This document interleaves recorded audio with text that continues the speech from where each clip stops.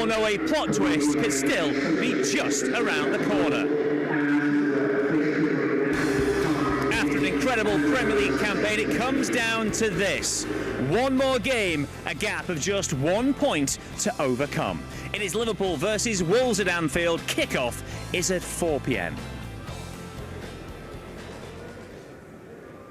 Yeah, welcome along to our Matchday Live preview in association with Standard Chartered. We are pitchside here at Anfield ahead of the final Premier League game of the season. Ray Houghton and Jason McAteer are with me. Nerves are jangling. How are we, gentlemen? How are we feeling? Tense, excited, optimistic, hopeful? All of them and more.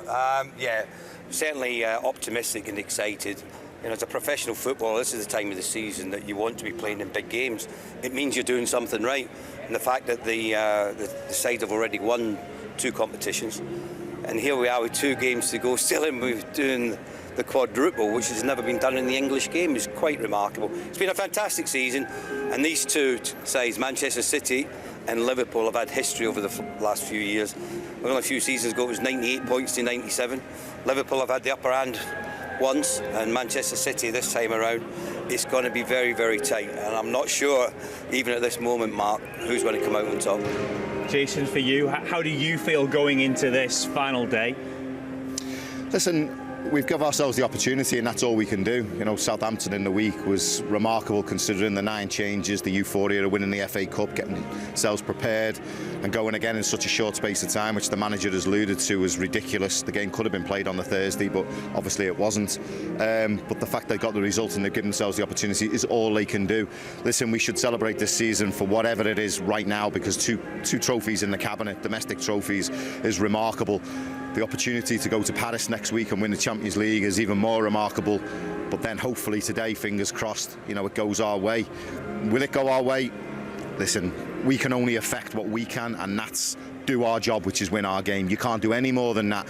We're looking at Steven Gerrard. The irony of football, what it shakes up at times, is amazing, isn't it? The fact that he gets the opportunity to try and take points off City today with an Aston Villa team is amazing, and the football gods are obviously looking at it like that, aren't they? So let's hope Steven does us a favour and we come out and we're all smiling come, what will it be, 10 to, what time is it, 4 o'clock? Here, go 10 to 6. Yeah, ish. Yeah. So let's hope we're all hugging and smiling back at 10 to 6. I'm sure that everybody watching this knows exactly how things look at the top of the table, but let's just remind everyone and clarify exactly how things stand going into this round of final fixtures. City top with 90 points, Liverpool second with 89. Liverpool need to win, and we need City not to win. Yeah, things very much in City's hands, but strange things can happen in football, particularly on the final day. And it's funny, you know, I think we've been stood here, this is the 3rd time we've been in this position going into the last game of the season, where you could win it, but probably wasn't going to happen.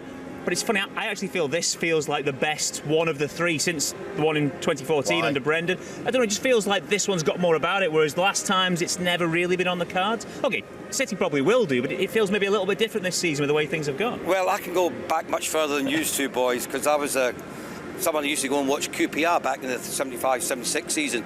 The year Liverpool won it. Last game of the season, they had to go to Wolverhampton Wanderers and win, or at least get a draw in that game.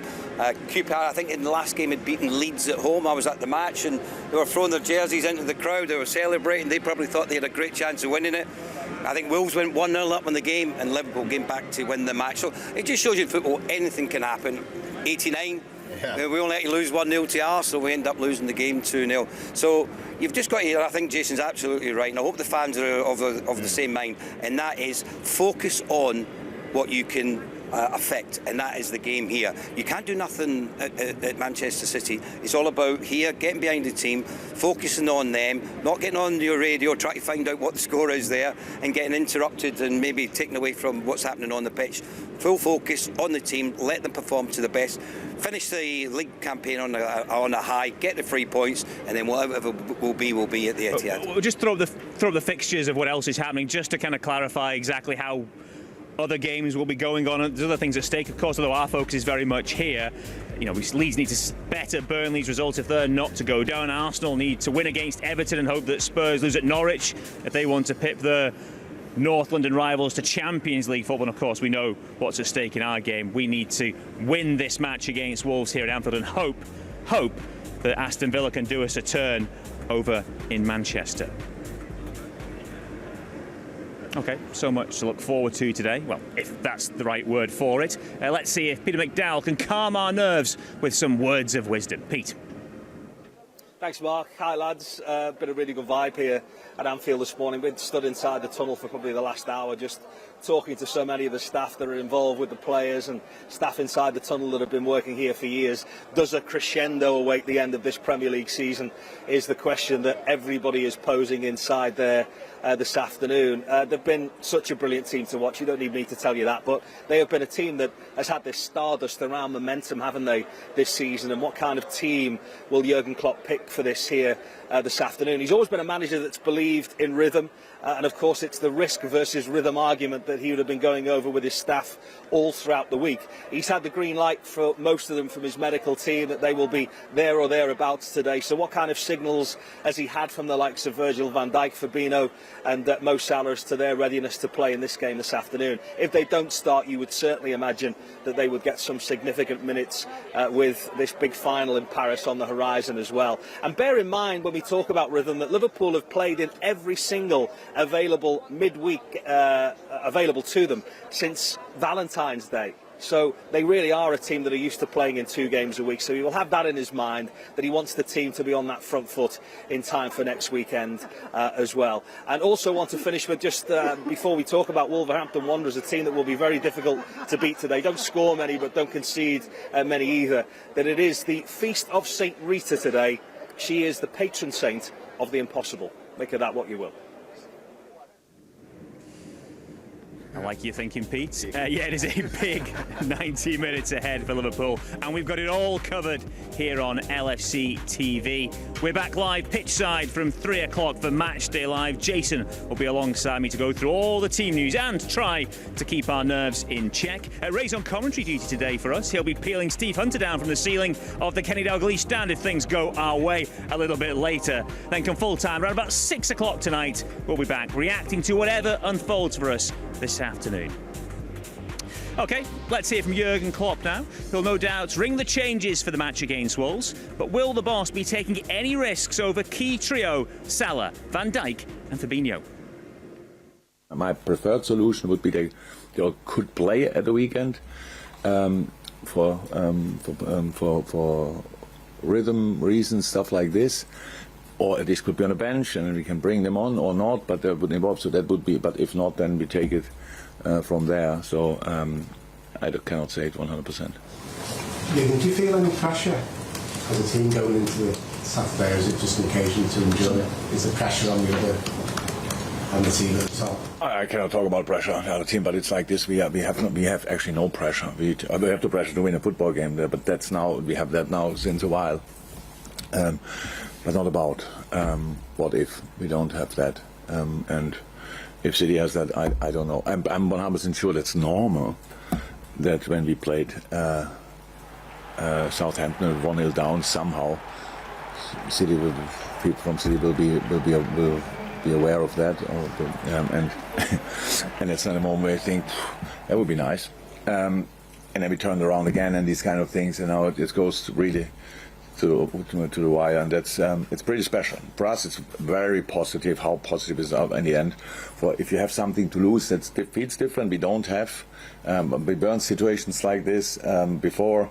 We know that's not very easy, but we probably most of the time we deal with it as well. Okay, and I have no reason to think why City wouldn't. But the situation is different, and we have our situation. Ours is full throttle. Give it a try. Let's see what's the outcome. We didn't win this game yet. In all our talks, it's like, and then you win, and then you have to look there. No, we have to play 95 incredible, difficult minutes. So with all the positivity around, and before the game probably, then during the game, hopefully. It's a tough opponent, and I saw these games before, not when I was involved, but I watched these games when one team is really going for it, and dong, 1-0 or the other, and then you have to deal with that. So it's like this. It's all fine. We are where we are, and now let's finish it on a high. Your thoughts of Jurgen Klopp? He's got some big decisions to make in terms of his team selection. He turned to his squad against Southampton. Perhaps could have been a risk, but again, the squad delivered.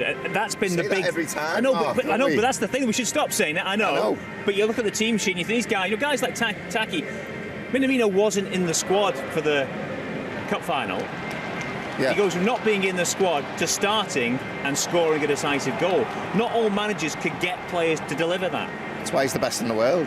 And we've said it time and time again, the most important players are the ones who aren't playing. They're the most important players in your squad, because you'll need them. And more so in the modern game. For us, we'd sulk and throw our toys out the pram, be banging on the manager's door. It's not like that now. They want minutes. They appreciate its rotation now. They're being rested at times. They get it all now. But they're ready. And that's down to the manager and the staff to have them ready and mentally prepared for when they're called upon. And I know Taki's a good example, but trust and confidence in all his players is what this manager has. And, sometimes we raise an eyebrow at some of the teams that he picks and thinks, how was it going to go? And in all fairness, it sometimes is disjointed and the fluidity's not quite there when you look at the team that we can field. Probably 99% of us would all pick the strongest team the same for the Champions League final. But the team he puts out, trust and belief, that's what you've got to have, because they deliver every time. Yes, to get the balance right today. You're talking about team selection. The balance is between putting out a team today that can get the win against Wolves, and also getting some minutes in the legs of the players that are injured at the moment to get them prepared for next week. Because he'll already have a plan in place who he wants to play in the final against Real Madrid. You'll know that. And also what you've got to be looking at, he trusts the squad that he's got. We might not know anything as much about him as we think we do. Everyone thinks they know the Liverpool players inside out. I tell you, the man that knows them the best, the manager. He watches them every day in training. He sees what they're about, what their attitude's like, what their commitment's like, and the ones that he can fit into the team. And he has no qualms whatsoever about putting them into the starting 11. And funnily enough, they keep delivering. When everyone else is maybe thinking, I'm not sure they will get a result tonight, he says, you know what, I trust them. Off you go, boys. Play in the manner that we've worked in all week. Go out there and do what you can, and they get the results. That, in essence, to me, is a true manager, a manager who's got the trust and belief of every player in his squad, regardless from the youth team up to the senior team. That is what he has got, Jurgen Klopp, and that is what most managers would love to have. Well, Jason, no player has delivered more from minimal appearances than Divock Origi. He was the man who delivered when we played Wolves earlier this season. We needed something. He was the man who found a way. He's done that many times. He's bowing out. It's his last game at Anfield. Again, the stage could be set for someone like him to make a contribution. I like your thinking. Yeah. I mean, the question marks over Divock is when he starts a game. Does he fade out of it?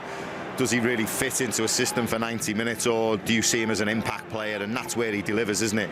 He's an impact player. And the goals he scored, the teams he scored against, and the importance of them goals has made him a cult hero here. I mean, Dave Fairclough had it, didn't he? Obviously, you think back to Saint Etienne. There's been other players who've come off the bench, scored big goals. Dirk Kuyt probably as well, although probably played more from the beginning than Divock, but scored crucial goals, big games. Luis Garcia, and they become cult heroes because of that. And he's certainly one of them, and he goes with our best wishes because he's put smiles on our faces. And the biggest one for me was, I felt the Champions League final against Tottenham, the penalty was a bit iffy for me, the Mo Salah penalty in the beginning, and I would have felt we kind of, if we'd have won 1-0, it kind of didn't feel that right. But when Divock scored the second goal, it was just like, we've won it, and that goal was celebrated like we'd won the Champions League, which obviously we did. We won it 2-0. So for me, I had that memory from him. So thanks very much, Divock, and I hope everything works out wherever you go. Another thing that come into play here, on a selfish note, Mo Salah will want to feature if fit because he's in a race for the Golden Boot. So we've had this debate before. It's Heung-min Son who's just behind him. He's the kind of guy, he will want that accolade. Yeah, no, but that's an individual thing, Mark. You've got to think about the team, and that's what the manager will be thinking about. He's all about winning matches. Whoever gets player of the year, you deserve it over the course of the season. You normally win the Golden Boot because you've scored the most goals over the season. Yes, Tottenham are playing against Norwich today, and the likelihood is, if Son's fit and healthy, that he might score a couple of goals just because of the number of goals that Norwich have conceded. But Mo's got to think of the long term, and more importantly, next week against Real Madrid as well. That's a huge game for Liverpool. For me, the most important trophy is the league. That's for me personally. And I think after that would be the Champions League. And I think that probably a lot of the players would be the same at the moment. If they can't win the league today, the most important one is next week. And if he's, not 100% fit, why risk him when you could have him training all week and ready for that all-important game? Salah, for me, if there's one chance in the box in a big game, I want it to fall to him. More so than Manny, more so than Luis Diaz or Diogo Jota or Firmino. I want Salah on the ball because, to me, he's the best finisher. And he's proved it with the number of goals he's got. So if he's not 100% fit, save him for the important one next week, which I think is huge. Just to put it into context, Virgil van Dijk come off in the FA Cup final, and we seen him after the game, and I said to Virgil, "Are you okay?" We were all worried, weren't we, out the extent of what kind of the injury was or what it was. And he said, "I just felt something at the back of my knee." And I'm thinking, FA Cup final, you just feel something. There's not a chance I would have come off in that FA Cup final, but I just felt something. I would have had to have been carried off that pitch. But then someone said to me, yeah, but he's got last game of the season, which could be massive, and he's also got the Champions League final, and you kind of want him playing in both of them games, if not the Champions League final. Now, how selfish would that have been to stay on, make the injury a lot worse, and then we miss him for the Champions League final? They think differently than what we do now. They kind of know what their limitations are, they know where they're at, and they know what's important. And, touch wood, he might run out today, he might get some minutes today, but he'll certainly play for the Champions League final. That might not have been the case had he stayed on in the FA Cup final. Yeah, it's a very fair point. OK, for the players, it's all about doing what they have done so well this season. That is, block out the noise and channel their emotions and win the game. No nerves for Trent Alexander-Arnold today. He is very much up for this one. Excited yet again. That's all we can be, to be honest. It's not in our hands.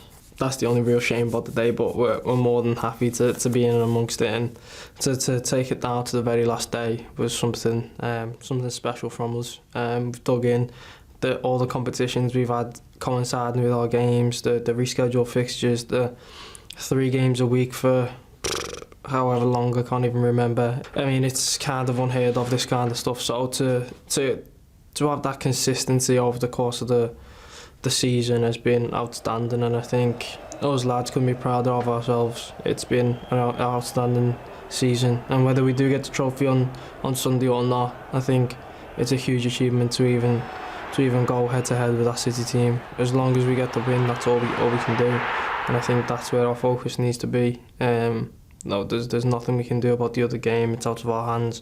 We've just got to hope for the best, but for us it's about winning our game, going out on a high. It's obviously the final home game of the season. You had an entire season without fans last year. You've now had almost a full season with them back in. Just talk to us about the difference that there's been between those 2 seasons. It's obviously huge, but what difference they've made for you this season in keeping you going? Yeah, they've been special, I think.